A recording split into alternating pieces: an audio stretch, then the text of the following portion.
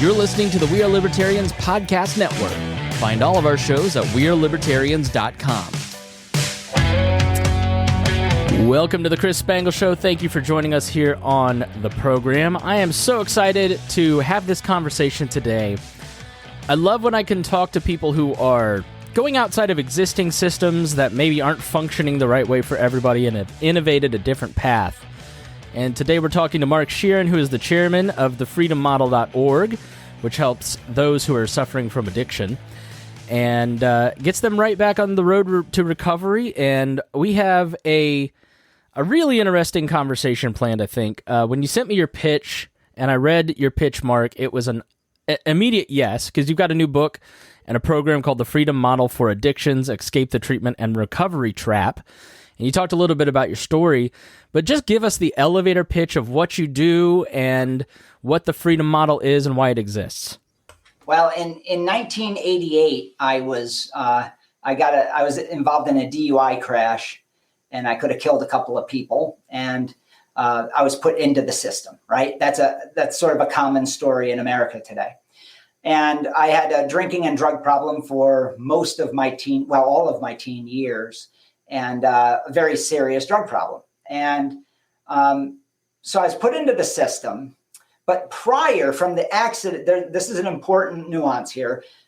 Prior to going to treatment, I had a 6-month period between the accident and going to treatment where my life just took off because I quit drinking and drugging. I really had a great experience rebuilding my life on my own. I didn't go to treatment. And then the courts caught up with me from all the charges that were pending, and they put me in treatment for 18 months. And it was a horrible experience. I was taught that I was an alcoholic. I would forever be an alcoholic. I was broken, that I had a chronic progressive brain disease. My brain was hijacked by drugs, all these things that you commonly hear in American and Western culture. Well, I didn't buy it because I had this 6-month period where my life took off and I wasn't drinking and drugging, and I did it by myself. I wasn't in treatment. So my experience didn't match the narrative. And so I had this really bad experience in treatment where they said, you better accept that you have a disease because that's the only way you're going to get well. And I said, that's just not true. I know a lot of people that used to drink and drug and they just moved on with their lives. So the point is, after this entire experience, I got out of treatment after they worked on me for 18 months, and I had a suicide attempt because they convinced me I was broken. So I went into treatment in good shape. I came out of treatment 18 months later, devastated and completely, I basically bought into the model. And at that suicide attempt, I was going to shoot myself. I had a moment of clarity that I was much better before I went to treatment. And that is where the Freedom Model started. And that was December of 1989.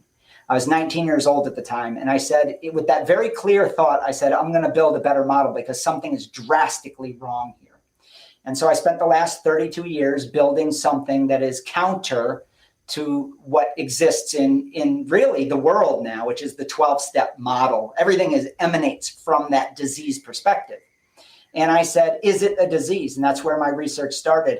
And basically the first 12 years, I was working in the existing paradigm because there was no freedom model. I had to sort through the research. I had to build a different model from the ground up. And that's what I did. I lived with my guests at my retreat for 12 years, and I rebuilt the model. I created the first non-12-step model in existence. And basically what I did was I taught people they were okay. And then what I found, lastly, this is the last part of my little pitch here, is that there was a lot of research that backed up what I was saying that was never talked about. You know, there was guys like Stanton Peele, Jeffrey Shaler, eventually Carl Hart, just a tremendous body of work that showed that this is absolutely not a disease. It is a function of choice and habit making with bad information. And if you have a lot of bad information, you'll make bad choices because you don't have the correct objective way to figure out a problem. And so I just presented all of this evidence that you could move past the problem without meetings, without treatment, without this need for support. And it took off, and we had the highest success rate of any program in the world. And, you know, the rest is sort of history. And then we codified that in this book, The Freedom Model. And of course, the programs that we run. I've been through a couple not substance 12-step programs, but have been to, what's the one for loved ones of those suffering from... Yeah, Al-Anon. Al-Anon, yeah. I've been to a couple of Al-Anon meetings, and CODA meetings, and to be honest, my experience was kind of sad, right? Because you go and you're talking to people who are kind of, their main paradigm is their loved one's sickness, their depression around this stuff, and I know it's a place to excise it, but like, if you've been going to this place to get better for 12 years and you're just still kind of in that place, that doesn't seem like healthy to me. So I didn't really keep going back, but I did find it to be like refreshing to vent. But when I hear you kind of say some of that, I'm thinking, who is this guy who just how many people have been helped by these 12-step programs who depend on meetings? I've got friends that go to meetings that just desperately need that time to go and depend on it. You know, it's sort of the old concept of conservatism. You know, if you're out in a field and you see a fence and you don't necessarily like that fence, you should still ask yourself, why does that fence exist? Yeah. Right? So when you look at this and you look at the 12-step program, you go, there needs to be something better. Like, why do you say that? Because so many people have been helped by these programs. Why do you think you found something that's better than something that millions of people have gone through? Yeah, well, just because there's millions of people going through something doesn't mean it works. And maybe those people were getting well in spite of, not because of the very thing that they were teaching. Let me give you an example, just from a common sense perspective of we are what we think, right? We are what we think. That's just a fact of human living.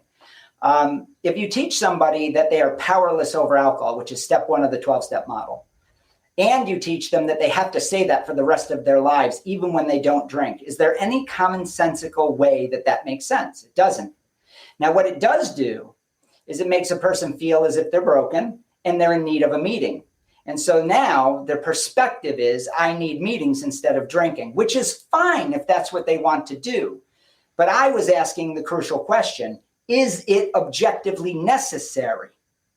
And then what I found was there's these massive studies that the government has done with over 43,000 people in them over decades of time that prove that 91% of drinkers get over the problem whether they're treated or not, if you factor in age. In other words, we all grow out of addiction. 99% of methamphetamine users get over the problem, whether they're treated or not. 98% of cocaine users, 96% of heroin users. So at this point, you start asking yourself, where did this paradigm come from? And why are we teaching people that they're sick or have a disease when there's no pathology, right? There's no virus, there's no pathogen, there's nothing happening. You can't look under a microscope. And so you start to realize that their argument starts to break down. Now, your question is, as a libertarian, this is a great question. Why does AA exist? That's a historical question where you have to understand it has a social function. And that is, who wants to really deal with a guy like me when I'm drinking and being an ass? Nobody. And so what AA became was a very convenient place to push people in a very seemingly virtuous way to say, hey, there's a place for you. Go to this meeting every night. Go to this rehab, out of sight, out of mind. Now, I don't think it's malicious. I don't. I think it creates a scenario where there's a place where everybody can say, hey, you go there, and I don't want to deal with the problem anymore. This is why parents will spend $100,000 to a rehab. They don't even ask what the success rate is, you know? Because the problem when you have somebody like me and my cups living with you, you'll do just about anything to get me out of your mind. If you ever lived with a heavy, problematic drinker, drug taker, it's a nightmare. Yes, it is. Yes. So it provided a large social place, a function in our society to take care of the problem. Nobody was asking if it made sense at the time. Yeah. It sounded good. If people feel ill-equipped or don't have the tools, and they may be totally right on that, in dealing with a loved one or a family member, and they feel, well, this is at least something. Yes, that's exactly correct. Yeah. So what is the freedom model? So if it's not meetings, if it's not, kind of this self-victimization, how do you start to attack the problem? Because, Yes. I mean, we don't disagree that the problem is very real, that people do have addictions, that this is something to overcome, right? That's right. Yeah, that problem is massive. It's tragic and massive. So we don't disagree on that. The question is how to address it. And so what is the freedom model? It is three things. First, it's sweeping away the mythology of the 12-step paradigm, which is that it's a disease. It's not a disease. It is a habit. It's a confounding, confusing set of ideas, but it is demonstrably not a disease, and you are not powerless over a substance. And so what AA did in the early days as their ethos is they said, the drug has power, you are powerless, and the human does not have power.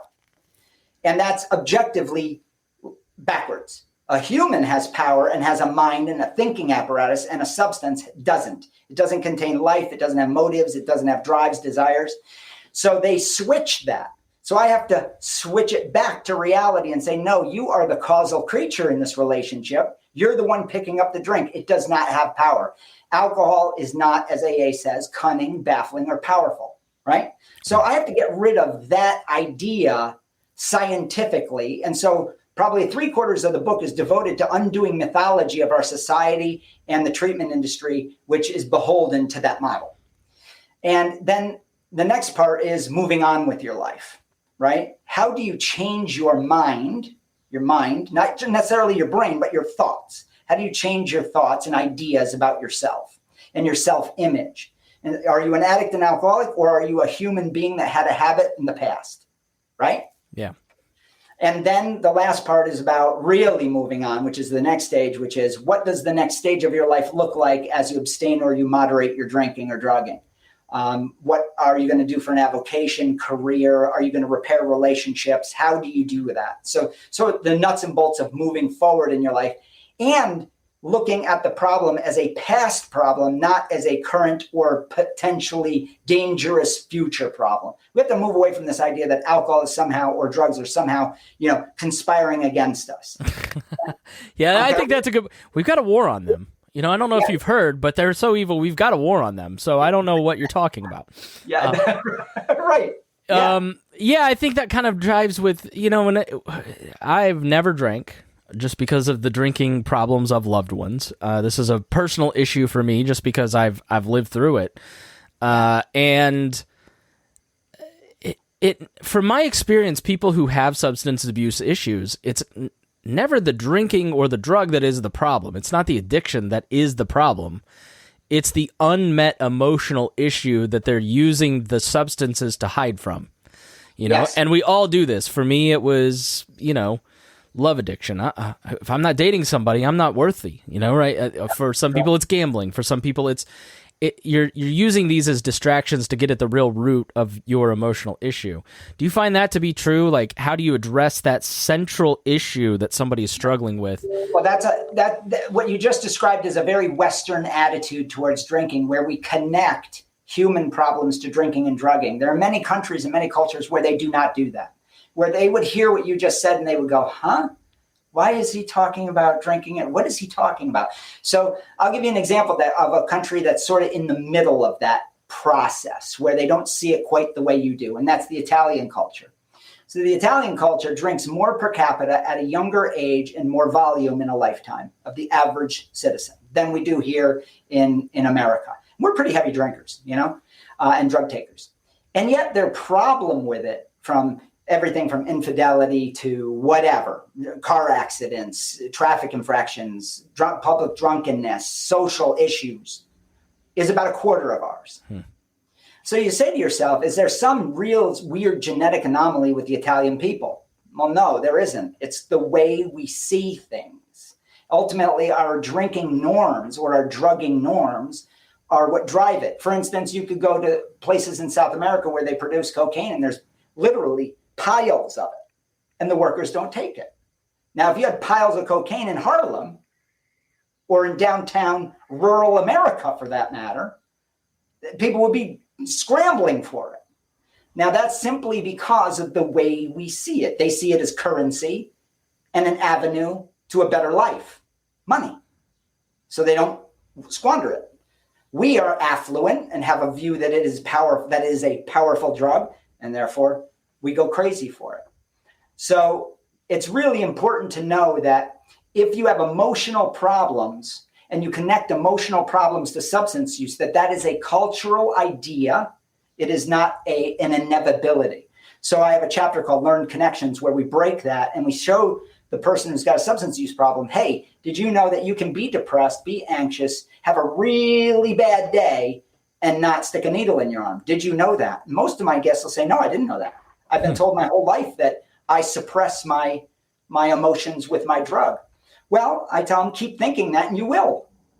But it doesn't have to be that way, because there are many people that live in third world countries in abject hell in a civil war with people dying all around them, and they don't drink and drug.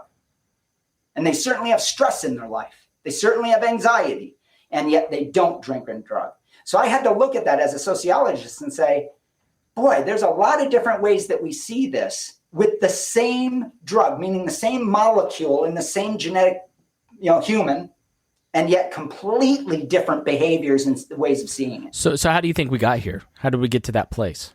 A couple of ways. One is we are hyper focused on anything that makes us uncomfortable. And we have a tremendous amount of money. And that money funds the psychiatric or psychological industry, right? I mean, the treatment industry is $45 billion a year, just in America alone, to sort of keep people moving along. We have a war on drugs. If drugs aren't powerful and they don't overtake the population, well, all those budgets go away. If we legalized every drug, there would be no budgets for that, right? So you would literally dry up massive industries. So we have a huge societal need to keep drugs and the folklore around the powers of drugs alive in our culture. And treatment's just the downstream product of that idea that it's powerful and can overtake you and compel you to use. Without that narrative, the whole war on drugs goes away and the treatment industry goes away. And you're talking at that point, hundreds of billions of dollars in budgets. So I think everybody listening understands that first part, but that comfort part that you just talked about is something that I've become keenly aware of over the last 2 years. Can you talk more about that? What is it about Americans that they have a deep need to not be uncomfortable in any way, shape, or form? Well, I think we're shifting into two different places culturally. One is you have people in power and then you have minions. And the populace in general is slowly slipping into a serf society, right? A feudal society, where if you have people that are resilient, free thinking, and know that they have some discomfort in life and they have a certain toughness and independence, well, you're not going to be able to control them.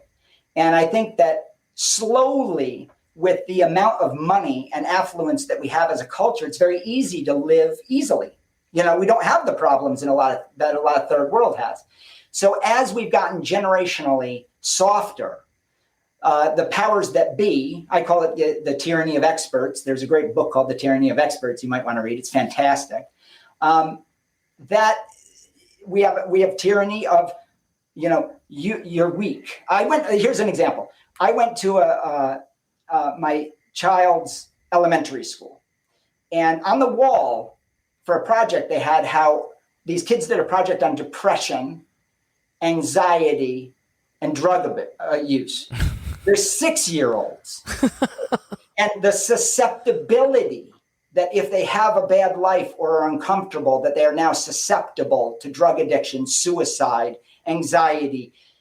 At 6 years old, I was playing with Play-Doh and out in the dirt, having fun and trying to kiss a girl. I mean, whatever, So what we're doing is we're educating kids to see things in this framework of fragility and that we are at the mercy of emotions. And so we're creating the very problem that we are now funding to fix.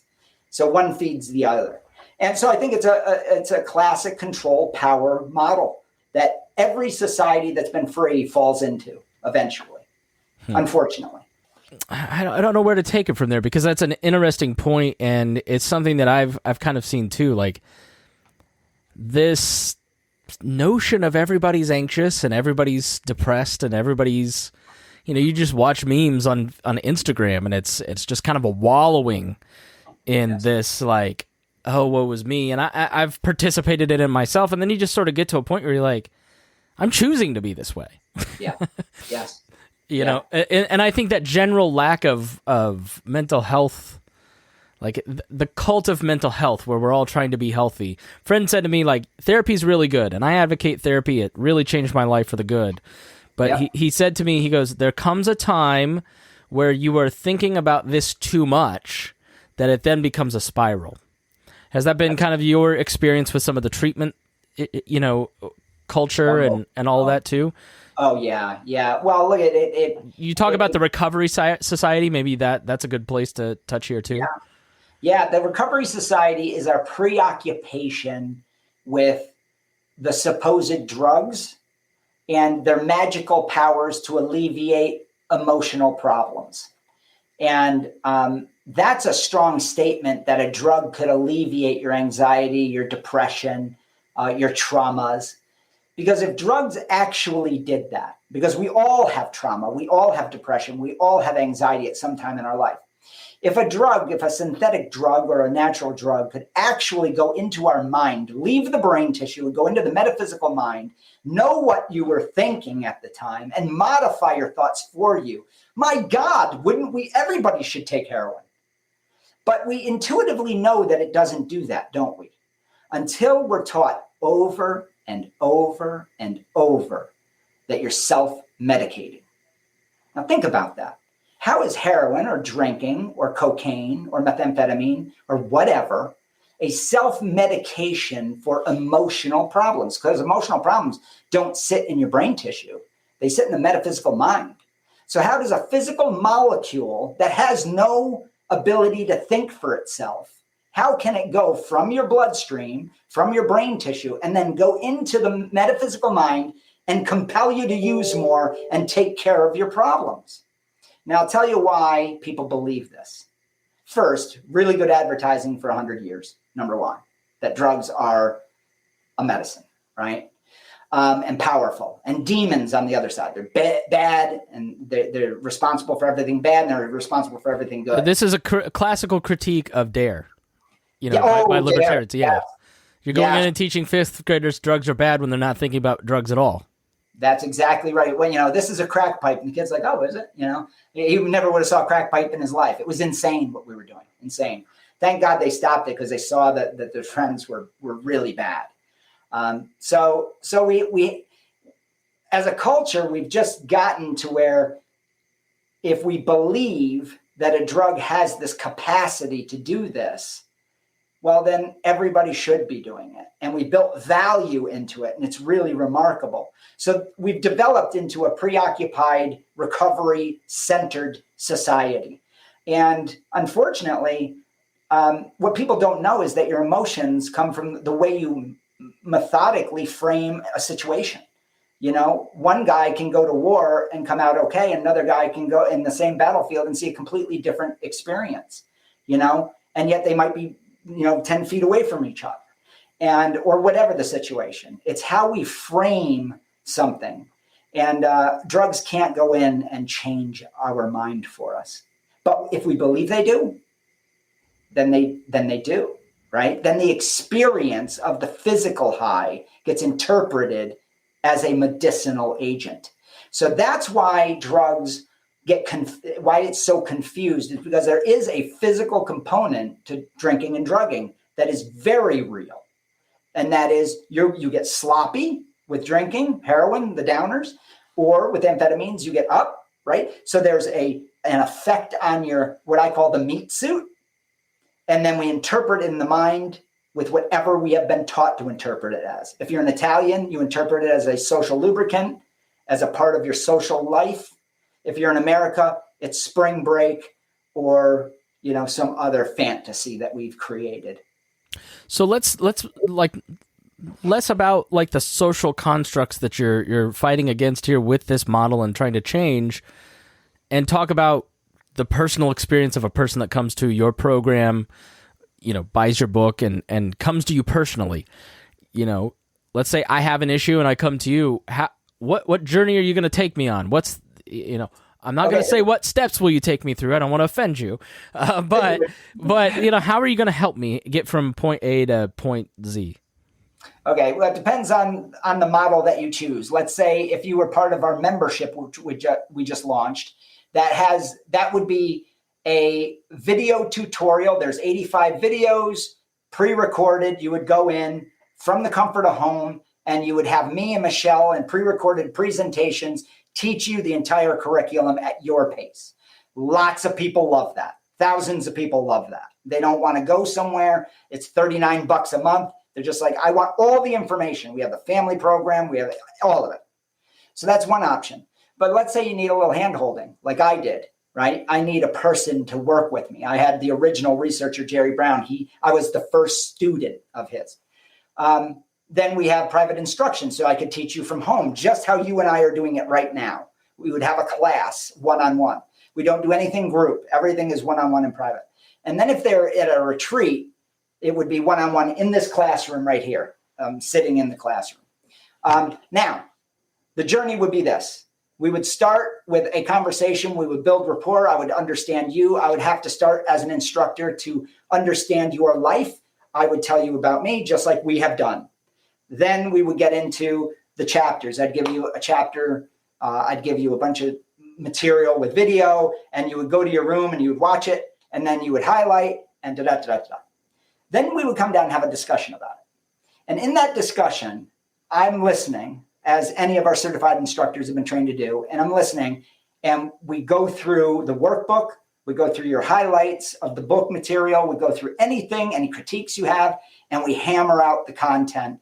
And in the content, I'm undoing all the mythology. If you say to me, I'm an alcoholic, I would say, well, let's go through chapter 8 through 10. Let's get rid of this idea that you're an alcoholic. There's no such thing. And they go, no such thing. I drink a case of beer a day. And I say, I understand that. You have a preference for heavy use, but you're an individual with a preference. You are not a condition. So that would precipitate a conversation to undo the mythology that you have a condition. This is just an example, right? Then we would go into chapters 8 through 10 that deal with self-image, breaking down the alcoholic addict identity into an identity of just a human being that likes his grog, okay? And why? And then what's behind that preference might be a whole bunch of misinformation that I have to pull out of you and show you this isn't scientifically correct. It's objectively wrong. You have a lot of logical errors here. Let me correct them with you over a period of weeks. And at the end of 3 to 4 weeks, you come out and you're like, I know more about addiction or the lack thereof than most people. And plus we're going to also in that journey talk about your future as well. Build a future in whatever capacity you need. Now, I'm going to be extremely unfair to you. And this is a criticism that you've heard before, and that's why I'm saying this to you. All I just heard you say, Mark, is that you're making excuses for bad behavior, that you're giving people permission to drink. That sounds to me like you're just trying to make it okay. What accountability is there to end, are you really getting results with that kind of psychology instead of just being tough on people? Yeah. So first of all, do I give permission to somebody to drink again? That's a real common one when they hear this. They get scared. How could I possibly give permission to anybody to do anything? I'm in no authority. I'm an instructor that is here to serve you with information. So if the information says that you have the capacity to drink moderately, you do. Everybody does. And they say, well, what about the bum out on the street? He doesn't. No. The research shows that he has volition too, and they do stop drinking. Okay. So I'm not telling you should drink. I'm saying that it is possible for you to do so moderately if that's what you actually want. You may not want that. You may want heavy use or you may want to abstain. So my point is, I don't give permission to anybody. What I do is I lay out all the options objectively that are true, and then you choose what's best for you, because how could I possibly know what's best for another human being in their autonomous mind? I couldn't possibly know that. Now, I could push you into abstinence like every treatment program does and try and scare you into it. And we know how that works 5 rehabs later, right? You know what I mean? And 1,000 AA meetings and years lost of your life. That rate of remission is so abysmally low doing that. It's 5%, 5 to 20%. So why are we going to do that? I'm not going to scare somebody. My God, if they crashed their car, lost their wife already, and that hasn't stopped them, I don't think any negative consequence is going to stop somebody. So then we have to work on positive motivation and clearing up the logical errors, then couple it with positive motivation. And people change. If they're given the truth, they change because it's their decision, and I let it be their decision. Yeah, I love everything you just said. It makes total sense to me because I think a lot of us operate, those of us who've never struggled with it or never been through a treatment program or whatever, you're operating from what you've seen in the movies. Or maybe what you've kind of heard from a single conversation from a family member or friend, right? You've never lived that experience that maybe you've lived as both an addict and then an instructor. So we have this idea, I think, that like addicts are just these wild, out of control people, whether they're your suburban neighbor, and because we just sort of see those highlights of that person's life where they're in that out of control mode. Yeah. But everybody that I personally know that has struggled with addiction that is an adult, most of us were teens, right? Like yourself, right? That period from like 15 to 25 is when most of my friends went nuts. Yep. Got it under control. And maybe you should talk about that, teen addiction, and kind of why those years are the most out of control for people. Yeah. Because I think it kind of validates your points in a lot of ways, is that so you just wake up one day and you go, I'm not going to live like an idiot anymore. Yeah. We grow out of addiction with boring regularity. Okay? and there's no fanfare. I tell parents all the time, Steve Slate, one of the authors, he's awesome. He did a TED Talk, and he said, when parents freak out, we call it the playground effect. A kid falls off of the swing and everybody's like, oh my God, well, if you don't react, the kid kind of looks around and goes, oh, I guess it didn't hurt. It's so true. Yeah. The bigger deal you make it, the bigger deal they make it. Yeah. That's right. And our society makes a kid who smokes weed after school, it's a big deal. And it's not. I'm sorry, but it's not. And let's say that the kid is shooting heroin. Let's get serious, right? Everybody is going to freak out. But we know that 96% of people will stop. Now, what's scary about that is, and I don't want to minimize this, is of course, threat of overdose and fentanyl in the drug supply, right? Very serious, sad. 100,000 people died during COVID because of this. So I'm not minimizing that. I want to be careful with the audience. But when you look at the aggregate of people that use heroin, it's a small percentage, and most people get over the problem, And so one of the things that we have to start doing is, well, let me back up too. When you're a teenager, you can live in fantasy. There's a reason that when you're young, you're able to get away with acting like a jackass, right? Because genuinely, if I pass out on my front lawn in the 9th grade, which I did do, by the way, I'm a legend. You do that at 40, and you are a loser. Yeah, which when we think of addicts, like that's the guy you think of, like the 45-year-old drunk guy face down in his yard or got a DUI. But the vast majority of people that I know that struggle with addiction were in their early 20s in college. That's exactly. And that's where it peaks. It peaks at 25, and then it precipitously goes down very linear till 70. And by 70, basically, it's extinguished itself out of the culture. So when you factor in age, you're simply going to stop. I mean, 9 out of 10, more than 9 out of 10 times, you're going to just look out the way you described and say, you know what? You're sitting on your couch one day and you go, I don't want to stick a needle into my arm. I had hepatitis last year. I'm done with this. Shit's getting crazy. I'm done. And that is the vast majority. But the treatment industry would act as if that population doesn't exist. They don't want you to know about all the people. And all those people, how did they do it?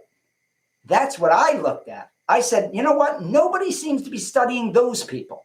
Yet that's the vast majority of the population that gets over the problem. Let's look at what they did. And then I incorporated all of that into the freedom model, which is the natural process of changing a preference in your life and evolving as a human. Fascinating. So,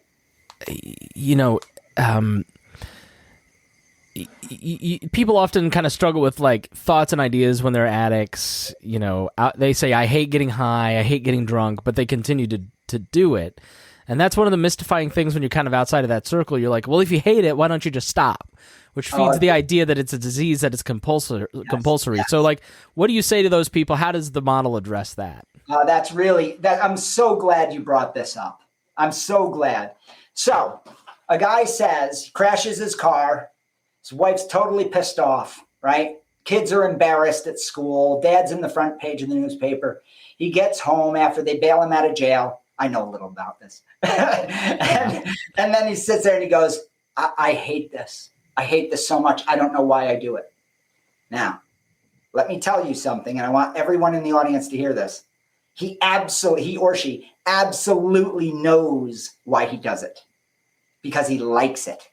Okay? Now, he or she is not going to say that right to society that is judging, maybe justifiably so, the chaos that has become the collateral damage of use. You've just nailed what it's like for the adult children of alcoholics, because they're full of it. They're telling you the opposite of what you're just saying this for my benefit. Why are you lying to me?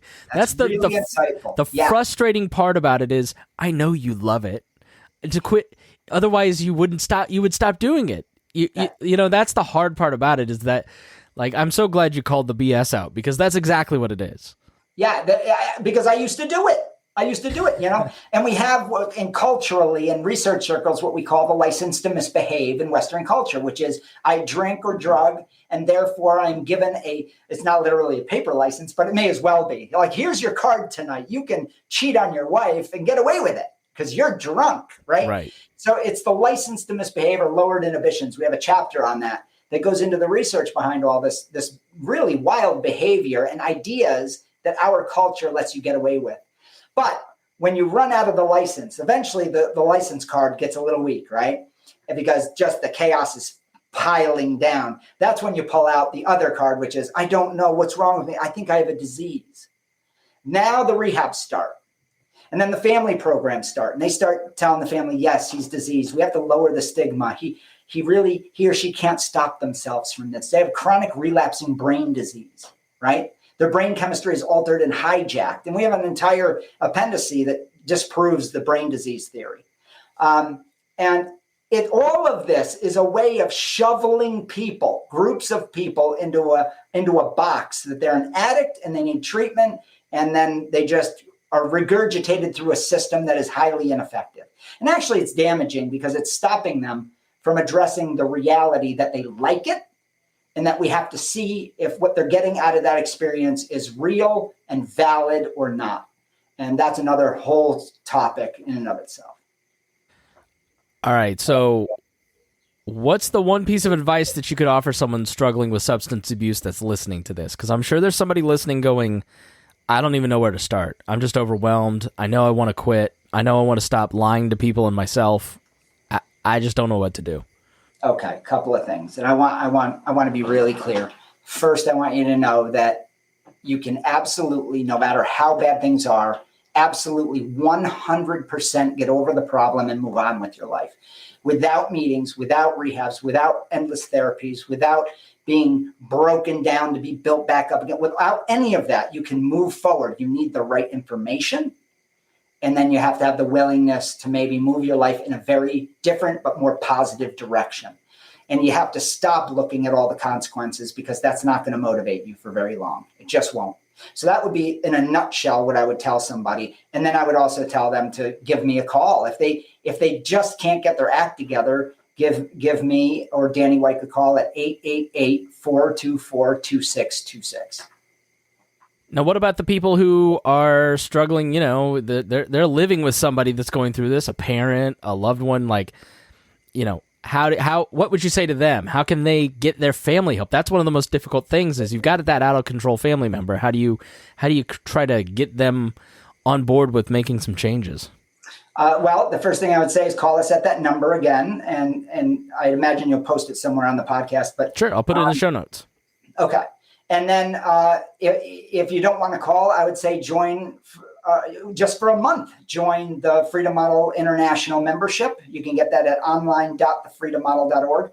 And go into the family program. We have an entire 12 video tutorial on how the family can break free from the fear, the worry, the guilt, the pain, and how to independently maybe build barriers or boundaries and figure out what it is that you want for your loved one and for yourselves. And that is a huge conversation that's beyond the scope of what we're talking about now.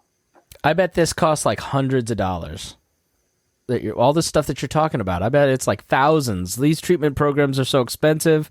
Like, what are you like? How are you going to help me? What does it cost? Where do I get started? Well, first of all, you can have the book for free. The entire curriculum and how to move past this can be had for free by going on to thefreedommodel.org, and use promo code Freedom100, the numeral 100. So Freedom100 coupon code, and you can download the entire Freedom Model curriculum for free. That's number one. Second thing is, if you need more help than that, you learn by video, join the membership for a month. It's $39. That's at Freedom Model International membership. And then if you need more than that, then we do private instruction. That's $4,800, $4,800. And we teach you the entire curriculum together, one-on-one from the comfort of home. And then lastly, for about $20,000, you could come to my retreat for 4 weeks, and I or Michelle will teach you directly one-on-one. It's an all-day thing for 4 weeks, and learn. I mean, you get it for free. So, I made sure that nobody ever had an excuse not to know the truth. I love that. Yeah, and your website, just looking at it, it's got videos. You've got a podcast. Can you talk about your podcast? Yeah, it's now highly ranked. I saw that yesterday. We're ranked like 3 now. I didn't even know that. I looked yesterday. So look, I wanted people to be able to now we have it as a video like this, which is pretty cool. But I wanted people just to have a conversation with us. And so me and Michelle present a concept, and then we get a ton of messaging and feedback. We also do Facebook Lives twice a month. We have, I think, 90 or more videos on our YouTube channel. All of this is free. So we do more free information than any other program in the world. That's awesome. Yeah. So check out the Addiction Solution podcast. They got a blog, the Freedom Model Video Vault, social media, all that good stuff is at thefreedommodel.org. Thanks so much for your time, Mark. Like, give us just like the closing thoughts that you want to share with people. Okay. There's 3 things that you were born with that makes you a very resilient, amazing, miraculous person. And that is, you have autonomy, meaning you are your own person and nobody can read your mind, and you can think whatever you want. You're completely independent, and that's freedom. You're free within the mind. The next thing is that we have what's called the positive drive principle. You are motivated by the pursuit of happiness at all times. That's a whole different discussion. But the good news is that's inherent to every human being. And lastly, you have free will. So you're a chooser.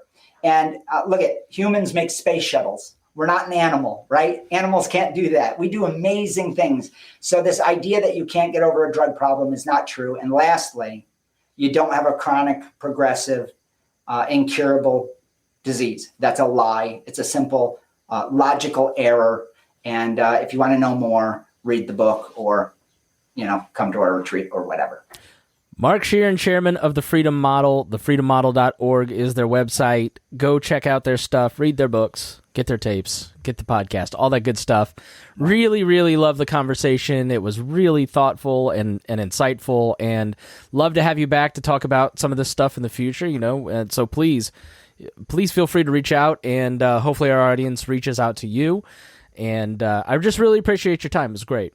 Yeah, well, thanks for having me. It's exciting to be able to talk about it. Great. Thank you. We'll talk to you soon. All right.